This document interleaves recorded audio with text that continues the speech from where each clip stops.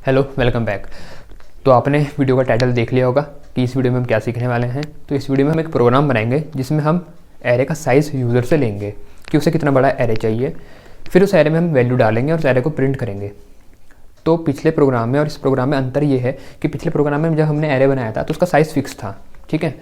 लेकिन इस प्रोग्राम में फ़र्क ये है कि जो साइज़ है वो भी यूज़र बताएगा कि उसे कितना बड़ा एरे चाहिए और तब उसके बाद उतनी वैल्यू वो डालेगा। तो थोड़ा इंटरेस्टिंग लग रहा है ना, तो चलिए बना के देखते हैं। तो मैंने यहाँ पर स्कैनर क्लास को इंपोर्ट कर रखा है अपने प्रोग्राम में। टेस्ट नाम की क्लास बना रखी है, मेन मेथड है, उसके बाद स्कैनर का एक ऑब्जेक्ट बना रखा है। ये तो हम हर प्रोग्राम में करते ही हैं। अब देखो, सबसे पहले हमें यूज़र से साइज़ मांगना पड़ेगा कि उसे कितने बड़े साइज़ का एरे चाहिए। तो उसके लिए हम लाइन लिखेंगे system dot out dot print ln, ये डिस्प्ले करने के लिए कि एंटर साइज ऑफ एरे, ताकि यूज़र को पता तो चले उसे करना क्या है। तो enter the size of array. तो मैंने ये लिखी लाइन, तो ये जब मेरा प्रोग्राम चलेगा तो ये लाइन हमारी आउटपुट में डिस्प्ले होगी कि enter the size of array. तो अगली लाइन में हम क्या उम्मीद करते हैं कि यूज़र अब वैल्यू देगा, तो वैल्यू देगा तो उसे हमें रखनी पड़ेगी किसी वेरिएबल में। तो मैं साइज़ नाम का एक वेरिएबल बना लेता हूँ, int size equal to value देगा। वैल्यू लेने के लिए हम स्कैनर का ऑब्जेक्ट का यूज़ करेंगे एस डॉट नेक्स्ट फिर इंट, ठीक है। तो उसने वैल्यू दी, इंटीजर टाइप की वैल्यू, वो साइज़ नाम के वेरिएबल में चली गई, स्टोर हो गई, ठीक है। अब इसके बाद हमें एक एरे बनाना पड़ेगा। साइज़ तो हमें मिल गया लेकिन एरे भी तो बनाना है। तो लिखा मैंने इंट ए नाम का array equal to new int. अब मुझे बताओ, int array a equal to new int, इसके बाद हम यहाँ पर जो साइज़ होता था वो लिखते थे। इस जो हमारे स्क्वायर ब्रैकेट है इनके अंदर हम साइज़ लिखते थे एरे का। लेकिन अभी हमें साइज़ पता नहीं ना। जैसे पहले पिछले प्रोग्राम में हमने 5 लिखा था, हमें पता था कि हमें 5 ब्लॉक चाहिए एरे के लिए, 1 2 3 4 5, ठीक है। लेकिन इस बार हमें पता नहीं, इस बार साइज़ कौन देगा, यूज़र। और जो वो यूज़र साइज़ देगा वो साइज़ नाम के वेरिएबल में स्टोर हो रखा है। तो हम यहाँ पर क्या लिखेंगे, साइज़, ठीक है।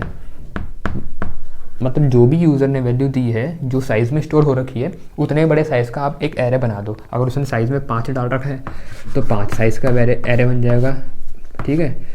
अगर उसने 10 डाला है तो 10 साइज़ का बन जाएगा। बात समझ में आ रही ना। तो इस तरीके से काम करेगा। तो यहाँ तक तो था, हमने बना लिया एरे। अब यहाँ पर एक इंपॉर्टेंट चीज़ है जो अभी आपको यहीं पर समझनी होगी।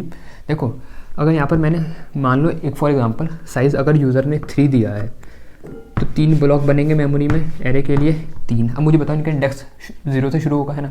तो पहला तो 0 है, अगला 1 है, फिर आखिरी वाला 2। मतलब अगर साइज़ 3 है तो आखिरी इंडेक्स क्या है, 2। अगर यूज़र ने यहाँ पर फॉर एग्जांपल 5 दिया है, साइज़ की वैल्यू अगर 5 दी है तो यहाँ पर इंट साइज़ 5 हो जाएगा। मतलब साइज़ की वैल्यू में 5 हो जाएगी। तो एरे 5 साइज़ का बनेगा। 5 साइज़ का बनेगा तो ब्लॉक 3 की जगह कितने हो जाएंगे, 5 हो जाएंगे।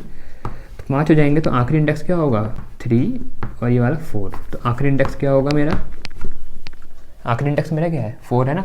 मतलब जो भी हम साइज़ दे रहे हैं, इंडेक्स आखिरी वाला उससे एक नंबर कम आ रहा है, ठीक है।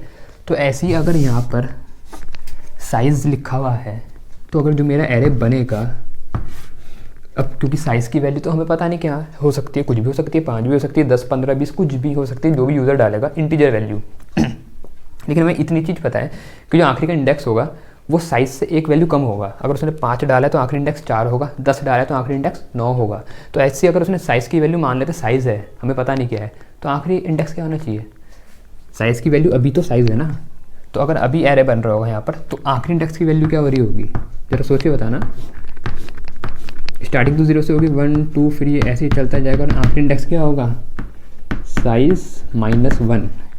देखो, अगर साइज़ 5 होता तो आखिरी इंडेक्स 4 होता है, तो इसलिए लिखा है साइज़ -1। अगर साइज़ फॉर एग्जांपल 10 है तो आखिरी इंडेक्स क्या होना चाहिए, 10 -1 मतलब 9। तो कुछ भी साइज़ की वैल्यू होगी उससे एक वैल्यू कम हमारा इंडेक्स, आखिरी वाला इंडेक्स होगा। इतनी बात समझ में आ रही है, ठीक है। आगे बढ़ते हैं। तो ये एरे बन गया मेरा साइज़ का, और साइज़ दिया था यूज़र ने। अब इसमें हमें वैल्यू डलवानी है, किससे, यूज़र से ही। तो मैंने लिखा, तो यूज़र को बताएंगे कि अब भाई तूने अब वैल्यू डालनी है। तो उसके लिए हम क्या लिखेंगे, system dot out dot print ln, print करके बताएंगे भी तो कि एंटर द वैल्यूज़। तो यहाँ लिख दिया हमने एंटर द वैल्यूज़, ठीक है। बाय डिफ़ॉल्ट हमें पता है इसमें 0 0 0 भरा हुआ होता है, लेकिन हमें 0 थोड़ी चाहिए, हमें तो वैल्यू देगा यूज़र, तो इसलिए हमने लिख दिया enter the values. Enter the values जब लिखा आएगा स्क्रीन में, अब उसके बाद यूज़र वैल्यू देने बैठेगा ना, तो वैल्यू जब वो देगा तो हमें वैल्यू लेनी पड़ेगी, और लेने के लिए हम इसका यूज़ करते हैं std.nextInt।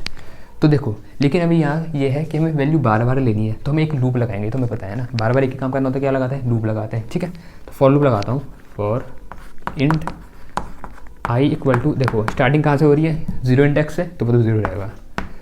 आई लेस देन, अब आती बहुत इंपॉर्टेंट चीज़, ये याद रखना, ये कंडीशन बहुत इंपॉर्टेंट है, ये वाली ना बहुत इंपॉर्टेंट है, तुम्हें आनी चाहिए। देखो आई लेस देन, लूप कब तक चलना चाहिए, लूप कब तक चलना चाहिए, आखिरी इंडेक्स तक, और आखिरी इंडेक्स मेरा क्या है, साइज़ -1, क्योंकि देखो अभी हमें पता नहीं ना साइज़ की वैल्यू क्या है, ठीक है, कुछ भी हो सकती है, जो यूज़र देगा वो वैल्यू होगी। तो लूप में भी हम ऐसा तो है नहीं अपने आप से वैल्यू ले लेंगे, बट जो यूज़र ने दी है वही लेनी चाहिए ना, और वही लेंगे, तो हमारा आप तो उसी के हिसाब से जो भी वो वैल्यू डाले उससे एक कम हमारा आखिरी इंडेक्स होगा, तो हमें लूप भी तो वहीं तक चलाना है, आखिरी इंडेक्स तक, मतलब जो भी उसने साइज़ डाला है उससे एक नंबर कम तक। तो मैं लिखूँगा आई की value less than equal to size -1। देखो आई की वैल्यू स्टार्टिंग में 0 है, और आई का ये लूप कब तक चलना चाहिए, जब तक आई की वैल्यू साइज़ -1 से छोटी या उसके बराबर नहीं हो जाती।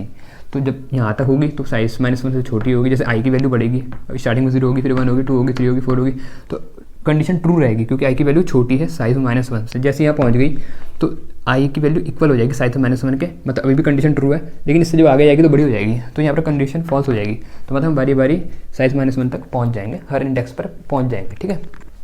एक तरीका ये है इसको, एक और देख लो, less than equal to size -1 लिखो या लेस देन साइज़ लिखो, एक ही बात है, खुद से देख लो साइज़ कितना था, जो भी थी उसकी वैल्यू आखिरी इंडेक्स उससे एक कम होता है। तो अगर मैंने लिखा आई की वैल्यू लेस देन साइज़, तो अगर यूज़र ने यहाँ पर साइज़ मान लो 5 डाला है, तो अगर उसने 5 डाला है तो आई की वैल्यू लेस देन साइज़ तक चलनी चाहिए, और सबसे बड़ा नंबर जो 5 से छोटा होता है वो 4 होता है, तो मेरा आई का लूप 4 तक चलेगा, मतलब 5 से एक नंबर कम, मतलब आखिरी इंडेक्स तक।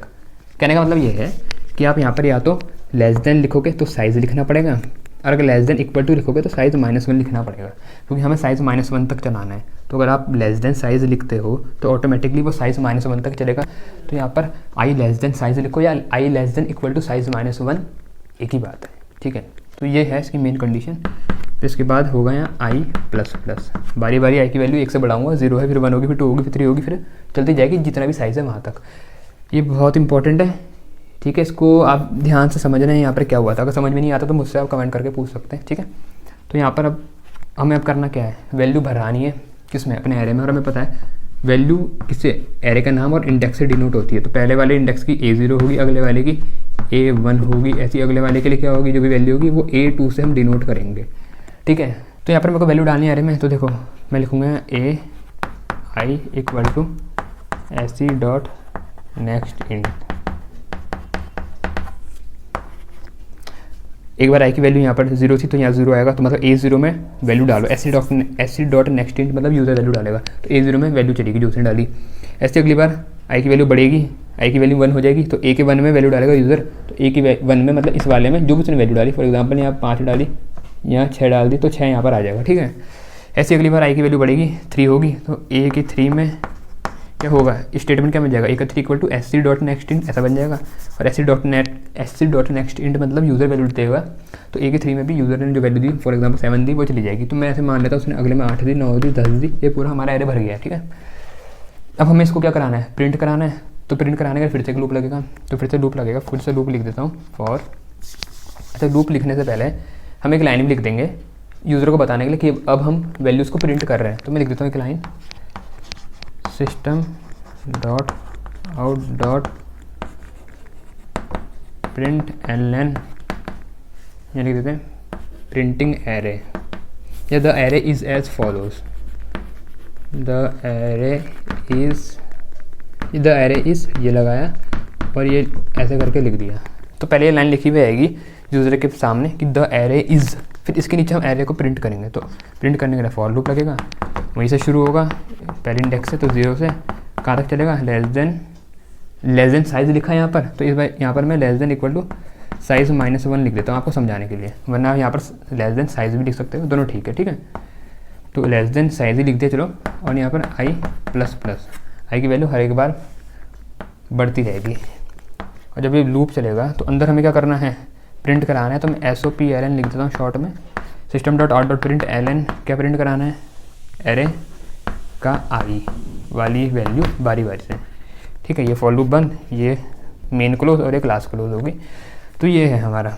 अब देखो यहाँ पर ये है कि यूज़र ने जितना साइज़ चूज़ किया था उतने में उसने वैल्यू डाल दी और उतने साइज़ तक फिर से लूप चलेगा और हर वैल्यू को बार बार वो ये स्टेटमेंट क्या करेगा, प्रिंट कर देगा। एक बार आई की वैल्यू 0 होगी तो A0 में जो वैल्यू है, मतलब ये पहली वाली वैल्यू जो कि है 5, वो प्रिंट हो जाएगी। फिर अगली बार आई की वैल्यू बढ़ेगी तो 1 हो जाएगी, तो A1 में जो वैल्यू है मतलब 6 वो प्रिंट हो जाएगी। अगली बार A2 हो जाएगा, उसमें क्या वैल्यू है 7, वो प्रिंट हो जाएगी। तो इस तरीके से हमारा ये प्रोग्राम काम करेगा, ठीक है। तो इस प्रोग्राम में हमने देखा कि कैसे हम एरे का साइज़ भी यूज़र से ले सकते हैं, उसमें फिर उतनी ही वैल्यू डलवाएंगे यूज़र से और उसको प्रिंट कर सकते हैं, ठीक है। तो इस वीडियो में इतना ही। अब मैं नेक्स्ट वीडियो में या उसके बाद वाली वीडियो में आपको सर्चिंग सॉर्टिंग एरे में कैसे होती है वो आपको बताऊंगा और उसको पूरा डिटेल में समझेंगे, ठीक है। तो thanks for watching my video.